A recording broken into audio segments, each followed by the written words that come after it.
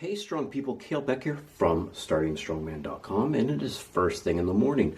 Last night we wrapped up the Arnold Strongman Classic, a weird show, a weird year for the show, with there being less spectators than normal due to the coronavirus and it being shut down by the state health officials or something. Anyways, on to the show.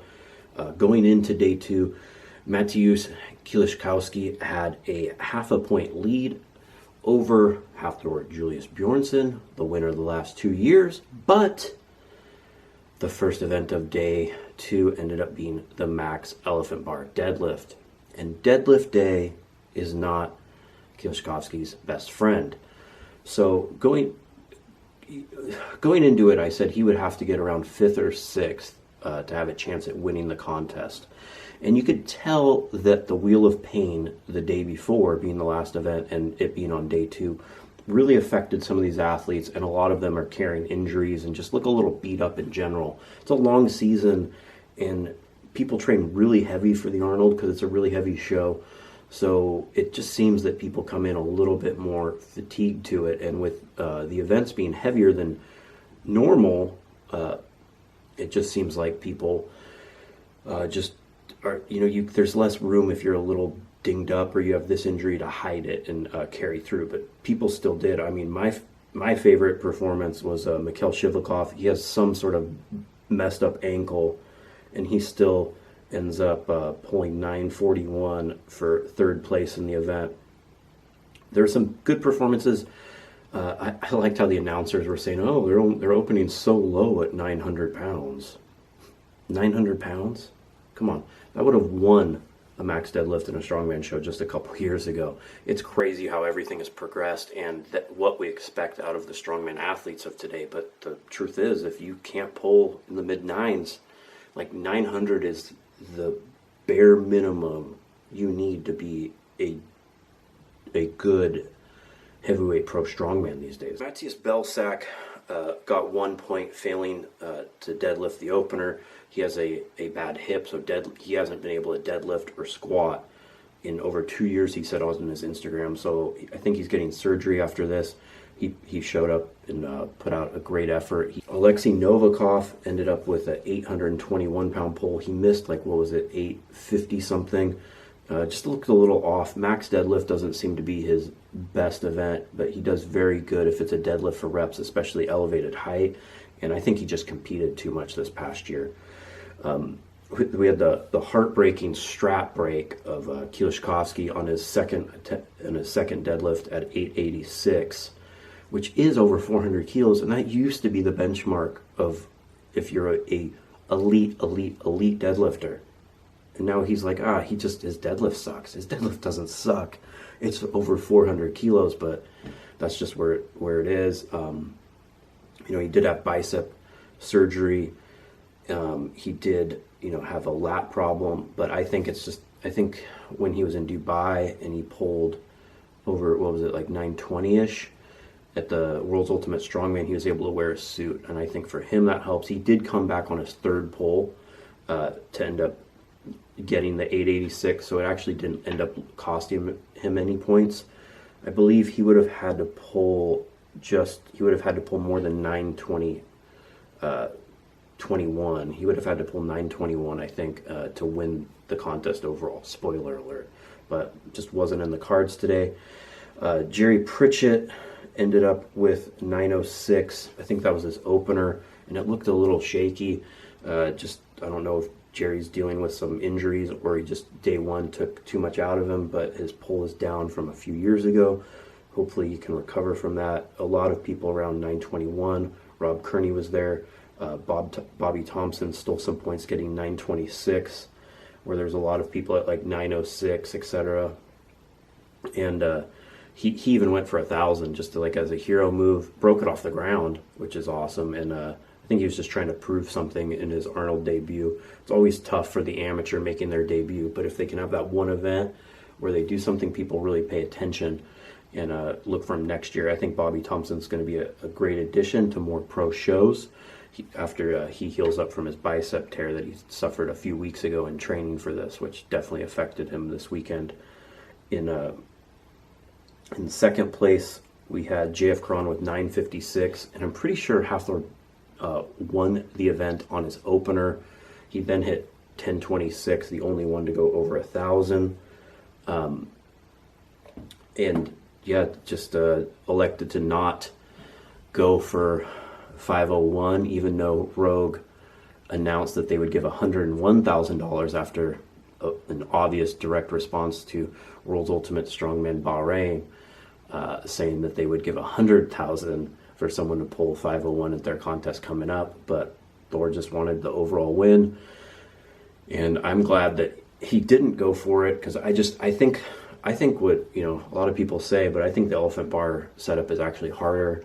For the guys, you can see no one really was pulling. You know, even what we saw at World's Ultimate Strongman in November, they just almost everyone's pulls were down. Yes, it's on day 2, but I think not having figure 8 straps and not having suit is a bigger detriment than the elephant bar. And you could see, like, you can't hitch the elephant bar. You saw Kiyoshikowski trying to ramp and hitch it, and that thing just starts. I mean, it was crazy. I was oscillating, insane. Onto the timber carry, it was a 35-foot ramp. You had the two of them going side by side. Kind of tricky with constructing 2 identical wooden frames. Hopefully that was figured out. It was 880 pounds, no straps, 35 feet. It proved to be tricky. I mean, Kiyoshikowski went and set a new world record, absolutely blistering the course, 7 seconds, 10 points. He looks super happy. It's fun to see. I think this is Kiyoshikowski's best performance of his career, even though he won World's Ultimate Strongman Dubai. But he seemed happy at this contest. He was always seen as the grimacing in the past, and he was smiling after events. You know, his interviews have gotten a lot better. His English has gotten a lot better. I tried to interview him in 2016, and he spoke like 3 words when I was there covering the event for Flow Elite. But yeah, he's really, I think, picked up a lot of new fans this weekend, and you know, he absolutely demolished 4 out of 6 events. He won the event. Then we had Jerry Pritchett, who still is very good at that event, 10 seconds 31, getting 9 points. Martins put up a good time with 17.37, getting 8 points. And then from there, Hafthor, no one else completed. Hafthor got 7 points, getting at 32 feet, almost the full distance.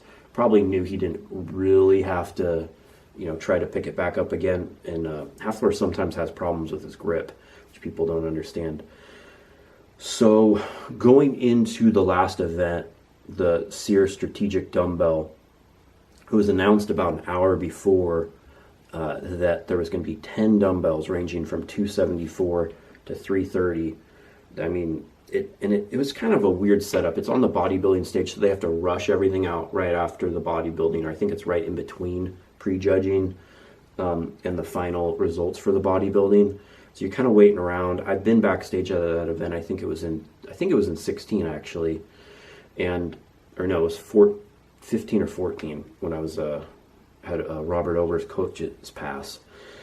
And you don't really know when you're going to go on, so they can't really set the stage up with everything how you'd like to display it properly. So it kind of looked to me like all the dumbbells were just kind of randomly selected, like a messy gym. And you can't really tell how those dumbbells are, which one's heavier, other than the ones that were world record ones were stainless steel instead of a rough finish. But I think I like the event. I think a lot of the athletes left points on the board strategy-wise. Repping the 274 dumbbell for multiple reps would have got people like 3 points instead of trying to get a heavier one. But strongman just like to go heavy, and it's called strongman, not smart man, right? So, but I would have liked if they were like each dumbbell was set in like its own area. It had a sign saying which one weighed what, and they kind of could walk in between them instead of a guy having to throw them out. But I understand with that stage setup, it's not possible. But if they do this event and they do it in the actual strongman arena, not as a final event next year, if they did it so it kind of looks like a ladder, so they're kind of spaced out, you have actual signs for each dumbbell, I think it would make look a lot cooler because it was hard to tell. Like, I couldn't really tell the difference between if it was a 274 or the 300. Not really. So Belsack really put up a solid performance here, getting the 280-pound dumbbell for a rep. He's a great dumbbell presser. With a healthy hip, he's definitely over 300. He got 7 points in that event. Bobby Thompson got 274 for 4.5 points. A lot of ties at the 274. We got 1, 2, 3, 4 people. It was Jerry Pritchett was looking good for the, right up there in the top 5 in the contest, but he zeroed the dumbbell. Been a tough event for him. Also, JF Caron cost himself, a chance at the podium. He was so close, but he just couldn't get the dumbbell. He looked tired by the end of the day. They did this event a lot later than the other events. Like there was 6 hours in between them. They did it about 9 o'clock at night, and he just looked like he was ready for bed. A lot of the athletes did, and I'm sure that affected the overall performance from some of the guys. But yeah, JF Caron zeroed it. Alexei Novikov got big points, 8.5 total points by lifting the 300-pound dumbbell for 1 rep. Then Kielczkowski came out. He kind of bobbled it. He opened at 300, kind of bobbled it, and he got real scared for a second. But I don't think, no matter what, would there be any chance that he would have fell out of second, even if he zeroed. He's so far ahead of everyone. Yeah, he might have, looking at this. He might have... No, yeah, he still would have ended up with 40 points. So, yeah, so it wouldn't have really mattered. He then went for the 320, got that easier, new rogue record. He holds the overall record at 330. Then Hafthor came out and just absolutely just made the 300 look like a toy. Went for the 330. It was the first time we saw him go above what he needed to do in the contest. Got it right here. It was real close. And it's interesting to see because we've never really seen Hafthor do a 300-plus kind of dumbbell like that. And he looks like, his brute strength is so good compared to Kielczkowski has the best dumbbell clean and press technique of all time. He's the most dynamic, explosive strongman in the sport currently, I think. I'm gonna intersect some of his warm-up videos that were sent to me from someone who was backstage. They're just insane. Him lifting the Thomas Inch, which is 174 pounds, and he's doing it faster than I can't even move how he did. Then he did a 250, and it's absurd. But it still came up a little short. He won 4 out of 6 events. But Thor's just consistent. His worst placing was 4th in the timber carry, and Kielczkowski's worst placing was 8th in the deadlift, and that's the difference. Consistency wins strongman. I think some of the standout performances, Rob Kearney was very strategic. You can tell he's so smart about the sport. He ended up doing well in a lot of the events. Just like especially the trial by stone, maximizing points, bag over bar, just barely getting it over. He maximized points. He had a good contest. Bobby Thompson,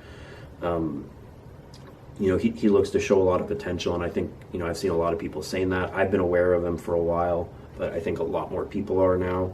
Hopefully he heals up and can go. Belsack ended up in 10th with 17.5 points, and I just hope that he's able to get his hip figured out and can come back to compete on the pro level again, and fulfill his potential because he's still very young. Bobby Thompson ended up in 9th with 24 points. Jerry Pritchett, 27. He's still very good at certain events. He's getting up towards master's age, and maybe has lost a little bit of a step, but he's still formidable. He had a great performance in the timber carry. His deadlift's down a little bit, but it's been a long year for him. He does the hard road to get there by doing all the qualifiers. Rob Kearney, I already talked about, he ended up in 7th with 29 points. Shivakov had 29 points, but I think he won a tiebreaker maybe. I'm not sure on that. With a bum ankle. One of the best performances of the weekend. Healthy, I think he would have been in the top 3, just looking at how he did on everything. Pressing a 274 dumbbell, with a bum ankle, getting 2nd in the bag over bar. He just lost too many points in the wheel of pain. And yeah, let's see. Yeah, and also didn't do too great in the timber carry, which I think we can all understand why. Novikov just looks like he's competed too much. Maybe regressed a little bit from last year where people were so excited about him. He still had some good performances. Still ended up in, what would it be, 1, 2, 3, in fifth place. Still ended up in fifth place, so still top 5 at the Arnold. JF Caron, he just always is right there, 4th, 5th place, never quite on the podium. He ended up with 33 points, 3.5 points off of a podium spot. Great performances all around. Just looked like he was kind of gassed at the end, and Wheel of Pain and Sear Dumbbell were his problems this weekend.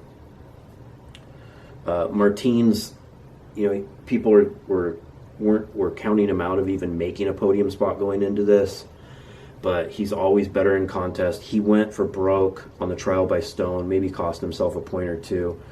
Either way, I think he was destined to get 3rd or 4th this weekend. It was between him and JF Caron. Kielszkowski and Hafthor were just a whole step above everyone else this weekend. Martin's been pretty beat up. His deadlift's down from where it was at 906.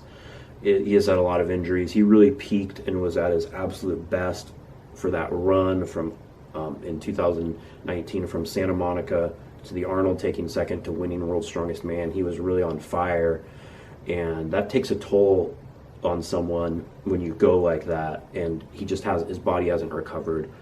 It doesn't look like he's taking any time off anytime soon, but hopefully he just continues to heal up like he has, because I think overall he's been improving since leading up to Santa Monica and since with his injuries, and hopefully he continues to and is strong for Worlds and World's Ultimate Strongman Bahrain, etc. Kielszkowski, great performance, 50.5 points. Just the deadlift, what else to say? 4 out of 6 events, couple world records. I think the most impressive performance, but Hafthor, honestly, he knew Kielszkowski is going to lose a lot of points in the deadlift, and it looks like he was just strategic and just kind of walked through the show. He looked unstoppable, like everyone thought he was last year at the Arnold, and when he won every contest in 2018, had that slip up at Worlds in 2019 where he had the injury, which is rare to see, but he's back to looking unstoppable. He's just so well rounded, has very little weaknesses, and even his weaknesses, there's not enough people that are good at those events to get in between him and someone like Kielszkowski to do it. A lot of people are kind of upset, like, how do you win 4 out of 6 events and still get second? That's how Strongman scored. I wonder, I don't think it should happen, but something I toy around with, here's a fun experiment to have in your head, is should you get a little bit extra for winning the event? So, like, I think it would be interesting if a strongman contest was held where if you won the event, you get 11 points, and then second gets 9, for example, if there's 10 people. If that was the case, I think, so Kielszkowski would have ended up with 54.5 points, and Hafthor would have ended up with, so he won 2 events, so yeah, they would have ended up tied. So then what's it go to? Then there's some sort of tiebreaker, which I think was a log for reps. That would have been fun to see. I'm not saying I think Hafthor definitely won this contest, and he maybe could have picked up a couple points here or there if he had to. But I think it's just a fun conversation to have, considering, is there a way that should someone be rewarded more for outright winning the event versus getting second? And maybe we'd see more people really pushing it instead of just kind of walking through the contest and going for that event win if it picks you up over 2 points.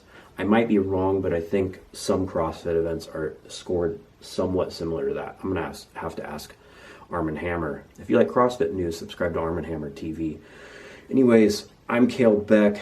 Thanks for watching. I'm going to do more recaps on Rogue Record Breakers. Andrea Thompson pulled, 621 for an elephant bar record. I'm going to cover the Pro Strong Woman in an upcoming video this week. and got some interesting rumors on that, which I think are going to help that part of the sport grow as it should. Great weekend. It's too bad there, it wasn't a full expo, but I mean, Strongman's bigger than ever. Rogue's live streaming's incredible. A lot of people don't like the commentators. Overall, I think they did a decent job. I was a little salty about it on day one, but I think they're doing a pretty decent job. I just wish they could really show more depth into into it. They're kind of just going at it like just a very basic level and understanding of strongman. But I would really like to see if someone could be up there commentating and kind of just go into the backstory, break down the events, really technical. There's a lot of downtime. It could be done in this. And I think, there was 30, 50,000 people at a clip watching the Rogue live stream, and a lot of them are very casual fans. And I think if you educate them and make them learn about all the intricacies of each event, the athletes, tell some of the backstory of the athletes, bring up what they did in training, do a little bit more research, dive into it a little bit more. I think you could turn them into hardcore fans and really grow the sport. But overall, it's crazy how much the sport's grown in the past, 5 years. I starting Strongman in 6 years ago, and there was no media about the sport. No one covered it. I just put random stuff up on my website telling the events, and that was pretty much the only way you could figure out. And it was just like from this person there who got snapped a picture of the score sheet or whatever, and now it's just like it's covered. You can't get away from it. It's everywhere, and it's awesome to see. But I'm happy to see the sport grow. Thanks for helping my YouTube channel grow. And of course, go to store.startingstrongman.com so I can put out more strongman content like this.